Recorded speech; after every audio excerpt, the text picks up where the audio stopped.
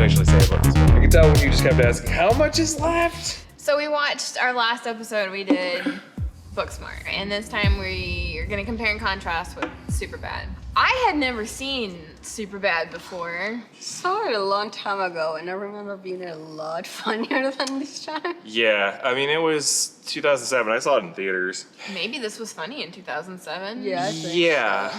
It's very immature humor for one thing, so I Yeah. think that plays into it.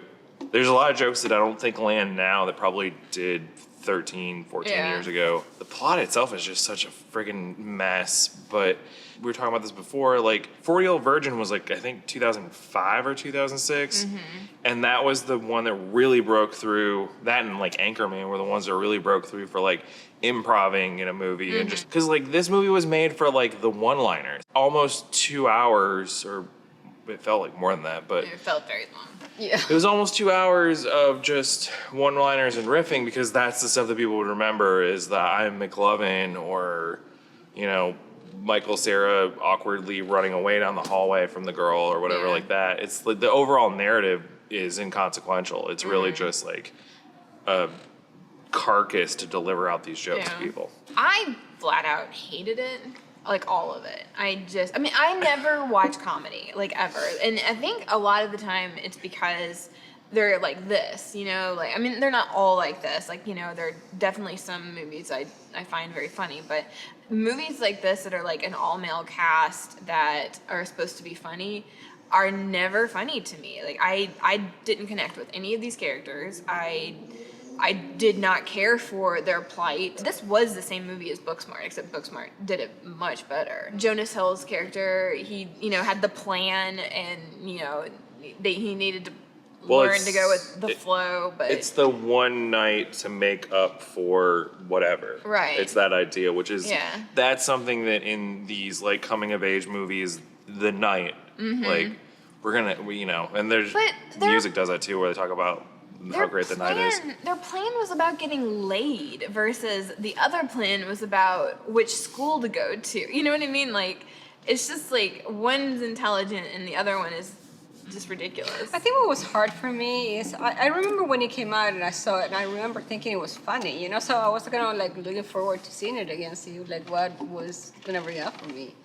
But also seeing these actors later on grow as actors in other movies, and then going back to like seeing this, and it's kind of like, no, they're so much better now. One of those people had as an Academy Award, by the way. Who? Like that force shot at the end when it's Jonah Hill and For this? yeah, no, not for this. Oh. Yeah. What's her name does for La La Land?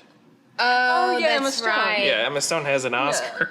Like, she's an Academy Award-winning actress. Like, I like Jonah, Emma Stone. Well, I like all of them. Yeah. But I didn't like the writing in this. The whole thing is centered around dicks. Like, it's all about dicks. Why? I mean, it blurs the lines on consent and the ideas of like what would constitute date rape. Their Right, plan right. basically like, we're gonna get these girls drunk. That's date rape. Very and like pre-Me Too. yeah, I did not stand the test of time. But that's also the weird thing is like most of these people have also been in other things from this time period, especially Michael Cera in particular. Like Scott Pilgrim, rewatch of that, it holds up because Scott Pilgrim's a piece of shit, but they also call that out in that movie over and Yeah, over again. yeah. And it's also beautifully shot, It's a good beautifully edited, movie. and it's a really good Yeah. piece of film. This isn't a good piece of film. Nick and Nora's Infinite Playlist, which is like I never saw another that. thing that's like one of these, I think it was supposed to be 20-somethings. It has some cringy moments to it, but it's not one of these like just talk. Like the pacing in this movie was the worst part for Yeah, me, because yeah. it was so slow. It's low, and there is like so many things that it's kind of like they could have taken that out, leave that out, leave that out. I guess Like- Booksmart did mention vaginas a few times. Well, they had that whole scene where they talked about masturbation. It just wasn't done in a way that was like The whole point serving is, the like- vagina. You know, like this was like serving the penis throughout the whole movie. But also their conversation about masturbation in Booksmart seems like an actual realistic conversation Right, two people right. would have, whereas this whole Seth character drawing dicks, like, I don't know, maybe Seth Rogen did do that. And the only reason I know with Booksmart, we had trouble remembering the characters' names. Yeah. And this, it's easy because Seth Rogen wrote it. Did he? Yeah, he wrote it with his best friend Evan Goldberg. Like Seth Rogen. And that's why the characters are named Seth and Evan, is because they just named them after themselves. But as a dude, like, I don't care enough about my own dick to hear about yours like that. Like, Yeah. I don't know what But else to also, say. we talked about the minor characters in Booksmart being, you know, not like just supportive of the main characters in the plot. But if we look at this one, it's true they didn't have very much going on, which is fine. You can get away with that. But the way that they treated the women it was just awful. Like, they were just conquests. They weren't characters. They were No. just plot devices. Right. And I don't feel like Booksmart did that. Like, I feel like they were at least respectful to the supporting characters. Well, like, all those little supporting characters had arcs in Yeah. Booksmart. Like, the Google dude. Google dude is the one that ends up with the teacher. Oh, Yeah. I forgot about him. Yeah, Yeah. he did have an arc. Even that, like, the Yeah. adult having a relationship with a student would be taboo, but, like, in that movie, he failed, the 7th grade or something twice, so he was 20. So it was, Right. like, still not great, but that teacher's probably, like, 25, so, Yeah. you know, you can fudge it a little bit. But in Right. this, it's just weird. It's just, and then like when Michael Cera was in the bedroom with her, and it's like, okay, well, obviously we had another puking scene. It was very different though. They go into it like leading up to this, and he's like, is this gonna be not okay? I didn't get that out of Michael Cera though, because he was kind of like, I don't want it like this, and like he's in the bathroom trying to get drunk, and he's like the whole entire time he's like, this is not the way I wanted it to be. But he's trying to get drunk so that it's okay that Right. he gets laid. Yeah. Like But it was that. almost like pressure to it, you know. It's kind of like he's drunk, so I have to be drunk. But like Yeah. he's always like in the back. He's like, this is not the way I want it, and like she's the one leading the whole Yeah. scene, you know. It's like she's the one that takes her to the bathroom and start taking his clothes, and he's the one that stops the situation. Like, I don't want it. And then she pukes, and it's Yeah. like, okay, I'm getting out of this. Yeah. But if she didn't puke, would he just have kept going? Or, You like, know? kept letting her keep Yeah. going or something. Yeah. So I mean, just because you're not pushing that doesn't Yeah. mean that he wasn't in the wrong. Like he knew before they even went into the bedroom that this was wrong, and he didn't want to do it. Yet he still went into the bedroom. There's a stigma around sex, and, like, the only way they can break through that is with liquid courage of alcohol. Absolutely. And the discussion never in Working this girl. movie is breaking down and destigmatizing sex. It's just, all right, we got to get the fuck out of this. Have her puke. I don't know. Like, that's Yeah. what the way the writers. Again, there wasn't any, like, forethought put into, like, what are we saying with our messaging on this, or what? Like, we didn't exist in that. This is still like a hangover from, like, bad 80s teen movies Yeah. of Right. like, we just have to push But this they actually narrative kind through. of tried to change that too, because like Emma Stone character is sober, and she says like, "This is my party, I'm sober," which never happens. Yeah. And she's like, "I want to hook up with you." You know, it's like you're not all these things that you're saying to yourself. Like, I would hook up with you, but you are drunk, and I don't want to hook up with you in that way. They do a decent job of that in this movie, but the pacing again is the thing that throws me off horribly. I don't Like, know. the whole thing with the McLovin should have been like, I don't know, like a web series, not part Yeah. of the movie. Yeah, I feel like the McLovin and the cops. Yeah. That felt like that was a way, like, Seth Rogen wrote the damn thing and then realized he couldn't play that character, so he was like, Yeah. I gotta figure out something for me to do because I gotta get paid. Okay, let's look at the vomiting device. What is with the mom? It was used so differently. Like this one was used to end a scene to get us out of a situation that you didn't want to write us out of. And the other one, the vomit happened to create an obstacle between what a character wants and what she can get with two consensual adults. So, you know, like it was just Yeah. used so much Yeah. better in Booksmart. And, like, I feel like the puking in Booksmart, it's not even alcohol related, it's like nerves for her, right? Yeah. She just, like, tenses up and like gets sick. It's a literal physical manifestation of her losing her shit and everything. Again, you're showing that as opposed to just telling with it or having her Yeah. talk about her feelings or something. You can show it physically, her physically getting ill. And yeah, it works way better in that movie. Yeah. Booksmart's a way better movie Oh, than so much better. Superbad. But it's also a movie that came after, you know, like we've had these conversations, and we had, you know, the Me Too movement, and we've had Yeah. discussions about, Yeah. you know, getting drunk on alcohol, and women have agency now, and you don't have to get drunk if you want to have sex, and it's okay, you know. Which is probably why it was funny back when it came out to a lot of people, is because, you're looking at it not knowing any different, like, I Right. mean, Booksmart was so different, like, than most movies that we've seen in that genre. So, like, that, we look at that and we're thinking, how fresh, but, the other stuff, like, we're used to seeing that over and over and over again, Yeah. and so I you think think it's something normal. that you even hear today. I mean, like, it doesn't seem so distant, and it's kind of like, hey, you know what?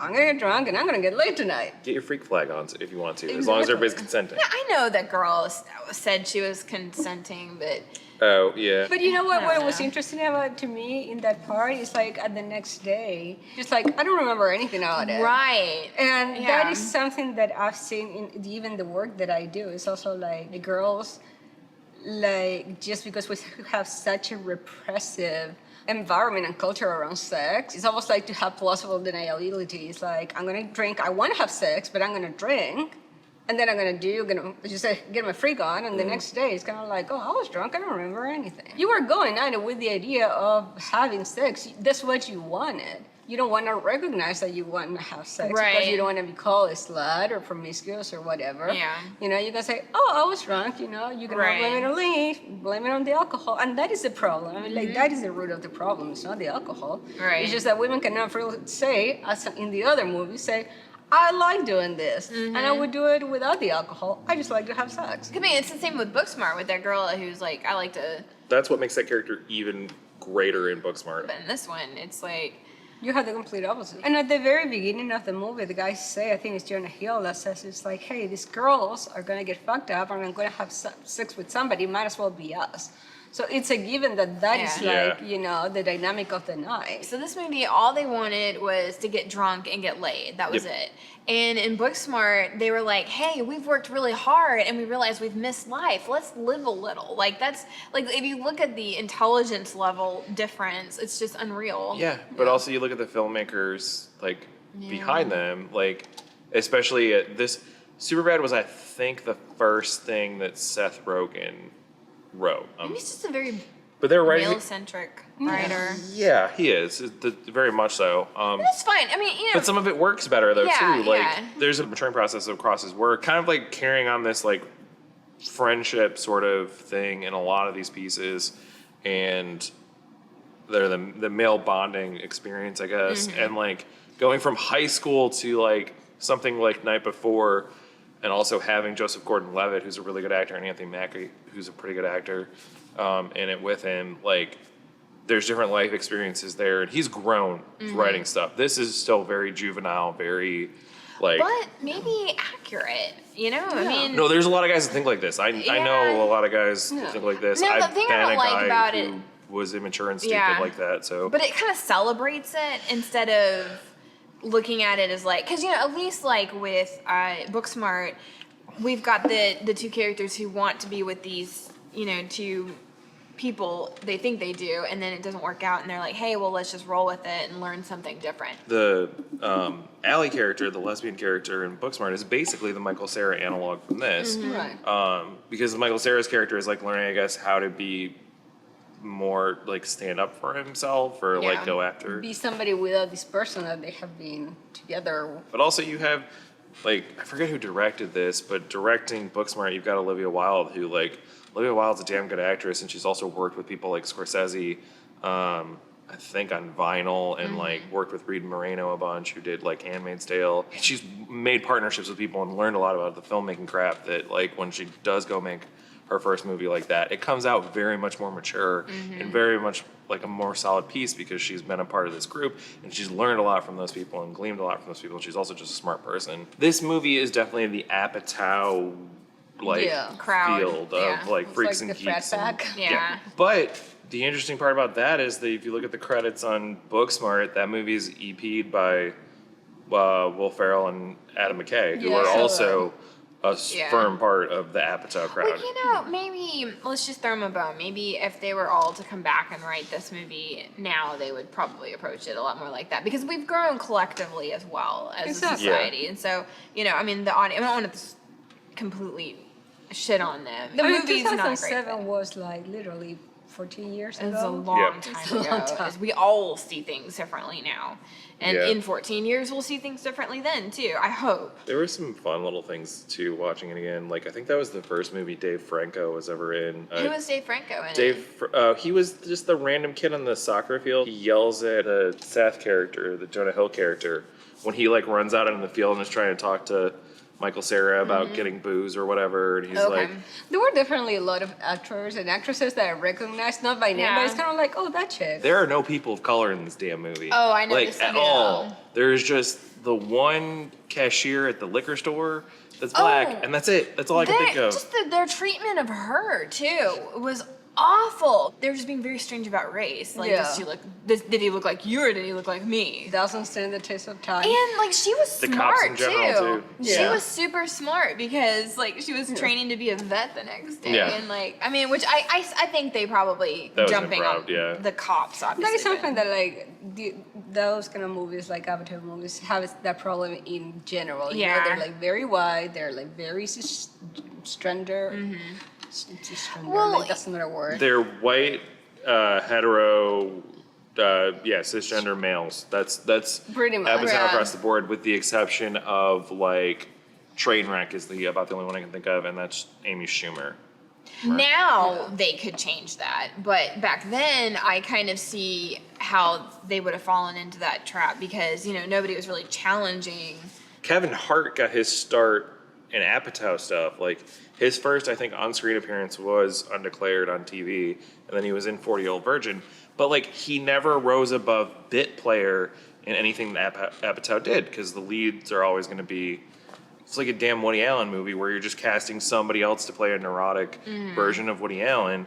In this, it's like I gotta cast the schlubby guy, Yeah. whether it's Seth Rogen or Right. whoever, and all these clones of this same damn movie over and over. And in all this, the fairness, like these diverse casts that you see everything, they're a new thing because before you just see it. Now we don't think anything about it, but before it was kind of like, like biracial couple, like, wow, bold choice. Right, but now it's like awesome. I won't criticize them so much for that. We can point it out, but I mean, Yeah. the time period, we were all learning. Still Yeah. then we should have learned faster, of course, but I we mean, all didn't. the female characters in this also. I mean, like you can stretch it beyond just a race thing. Like the female Yeah. characters on this are totally unaddressed, or like they have nothing to them. You get one conversation with Emma Stone's character in the home ec class, and that's it. There's She's like just one. the hot chick. All Yeah, of them were. All of them were like super hot. Like that was like their only Yeah, reason and all they for wanted to being. talk about was their bodies, and like that one woman they chased down the street who had Yeah. a breast reduction because they wanted to see her breasts, and it's like Right. okay, the funniest thing to me about this movie still is knowing that for the sex scenes with Christopher Mintz-Plasse at the end, who played McLovin, he was under 18 at the time, so his mom had to be on set Oh, really? while they were shooting that. Very So, awkward. Yeah. I remember when I saw it for the first time, I thought that the cop with McLovin were so fun. I remember laughing so hard, and I saw them again, and it was like, it's not funny at all. I don't remember why I laughed so hard, but They do so much ridiculous shit, and at the time it's like, oh, this is hilarious, but then now, like, right? with the way the world's gone, Yeah. like With when cops. when why that did they kid put cops somewhere? when that kid spits on him at the end, and then he just like knocks him the crap Yeah, out. because It's Like, like, you don't have the right to do that because somebody spit on you. That was like really off-putting. That did bother me a lot. But that's the thing, though, is like we've come a really long way. We have a new narrative as far as like the police go. Even their whole narrative, it's kind of like, oh, like we let you get away with all this stuff. Okay, white kid, because you wouldn't have done that with a black kid.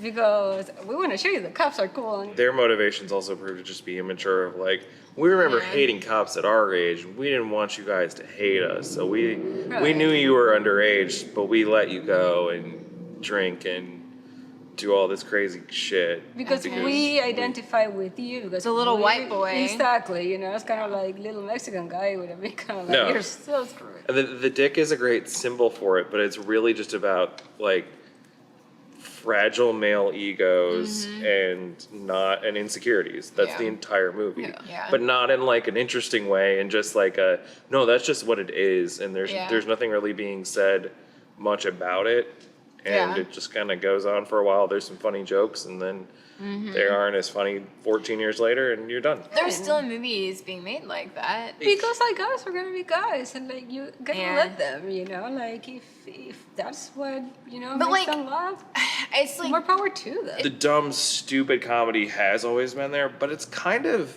it has declined. Like I don't think you see quite as many of them as you used to. I don't think Yeah, so I either. think I think people are more aware now. Well, I think overall we can just look at this movie and be grateful that society has come as far as we have. Sign of progress, at least. Yeah, and it's the Yeah. fact that, you know, I mean, I didn't see it back then, but, you know, you guys saw it back then and with a different view, right? So that Yeah. was a collective, I'm assuming more of a collective view. I hope in 14 years we can look back on the movies we're making now and think, we've Wait. progressed. Let's just keep Yeah. going. You're gonna use it as a baseline, you know. It's kind of like this is how it started, this is how it's going. Right. But And- also, if you're looking for a teen coming of age film, Booksmart definitely over this. Yeah.